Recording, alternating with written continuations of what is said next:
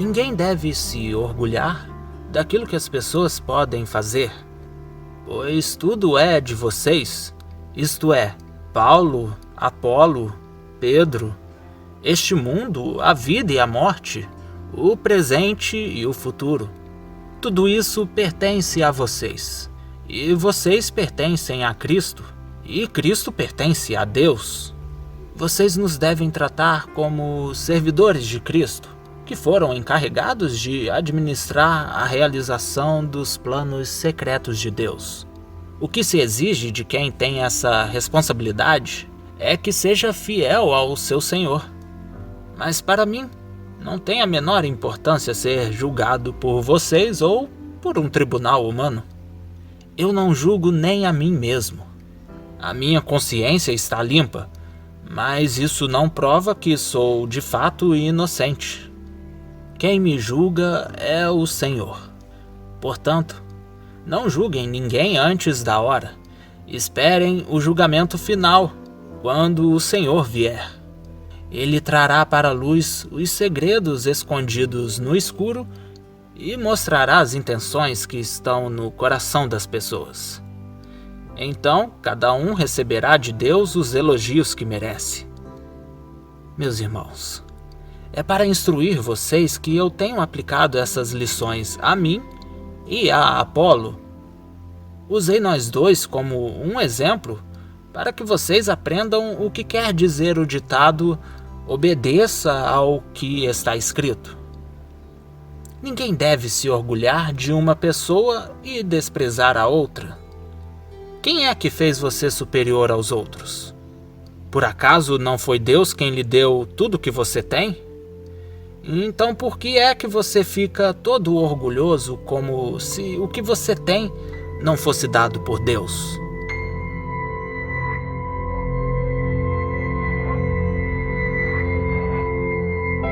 O texto que acabamos de ler refere-se a uma passagem da carta de Paulo aos Coríntios que se encontra na Bíblia. E para que possamos tirar algumas boas lições desta passagem, é necessário entendermos o contexto em que essas pessoas estavam inseridas. Paulo escreve para uma comunidade cristã que estava vivendo um momento de profunda polarização. As pessoas se orgulhavam em dizer quem eram seus mestres. Assim, algumas se orgulhavam em dizer que fora Paulo quem as instruíra. Outras enchiam o peito de ar dizendo que Apolo as havia batizado. E muitas outras estavam pomposas em dizer que seguiam a Pedro. Paulo identifica essa questão e começa a explicar em sua carta os problemas deste orgulho. O orgulho tal, fruto de um ego gigantesco e problemático. O orgulho e a vanglória são a causa da divisão. Esse é o motivo dos desentendimentos, da falta de paz e das inimizades. Não somente na igreja de Corinto, mas em todo o mundo. Não somente na época de Paulo, mas também nos dias atuais. E nesse ponto, Paulo propõe a solução para o problema do ego humano. Uma vez que ele propõe que o nosso problema é o orgulho, a qualidade que buscamos para acabar com este orgulho é a humildade. Sendo assim, precisamos falar sobre autoestima. E quando falamos sobre autoestima, logicamente, chegaremos a 2 pontos: a autoestima elevada e a baixa autoestima. Isso nos remete a uma comparação entre as culturas tradicionais anteriores ao século XX e a nossa cultura ocidental atual. Nas culturas passadas, acreditava-se que a autoestima elevada era a causa dos problemas na sociedade. Uma pessoa com autoestima muito alta era soberba, e esta característica era considerada a responsável pelos problemas causados pelo homem. Pensava-se que o motivo era a autovalorização muito elevada e o excesso de autoestima, e para a solução destes problemas, Bastava repreender essas pessoas, convencendo-as de seu erro e alertando-as de sua maldade. Porém, na nossa cultura atual, os problemas são derivados da baixa autoestima das pessoas.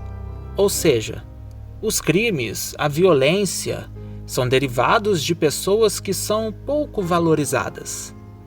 E esse estado de desvalorização individual potencializa os maus procedimentos dos homens. Sendo assim, não se torna necessário fazer qualquer julgamento moral para lidar com os problemas da sociedade. Basta animar as pessoas e ajudá-las a se desenvolver. Bem, posso dizer que nem a autoestima elevada e nem a baixa autoestima dão solução ao nosso problema. Mas, enfim, qual é a solução mesmo? Você já deve estar pensando que a solução se resume a um equilíbrio entre esses dois pontos. E eu devo lhe dizer que você está errado, ou no mínimo não conseguiu enxergar ainda o restante do caminho. A solução é dividida em algumas partes. Primeiro, Paulo afirma que não está interessado na opinião das pessoas, e até aqui parece bem óbvio e bem similar ao que a nossa sociedade pensa hoje em dia. Para ser feliz, para viver uma vida plena, alegre e com paz, basta você ignorar a opinião alheia e tudo estará bem. O que importa é a sua opinião. E aqui chegamos num quadro de autoestima super elevada. Mas devo dizer que essa é apenas metade do caminho para a solução. Ou seja, até aqui ainda não resolvemos o problema. E é neste exato momento que surge a segunda parte da proposta de Paulo. Neste momento, temos que fazer conforme Paulo o faz. Ele diz que não se importa com a opinião alheia e tampouco se importa com a sua própria opinião. A solução para este problema não está somente atrelado na nossa postura de ignorar a opinião alheia. Afinal, isso é uma completa arrogância. Mas quando ignoramos a nossa própria opinião, conseguimos alcançar o proposto por Paulo. Quando nos esquecemos de nós mesmos, deixamos de sofrer, deixamos de causar divisões e desentendimentos. E esquecer-se de si mesmo não tem a ver com baixa autoestima. Esquecer-se de si mesmo não é se colocar para baixo. Esquecer-se de si mesmo tem a ver com a convicção de quem você verdadeiramente é. E aqui chegamos à etapa final. Tal convicção, a de quem nós somos, só podemos adquirir pelo Evangelho de Cristo. A humildade do Evangelho faz com que nós nos esqueçamos das opiniões alheias e também faz com que nos esqueçamos da nossa própria opinião. A humildade verdadeira que brota do Evangelho significa ter o ego satisfeito.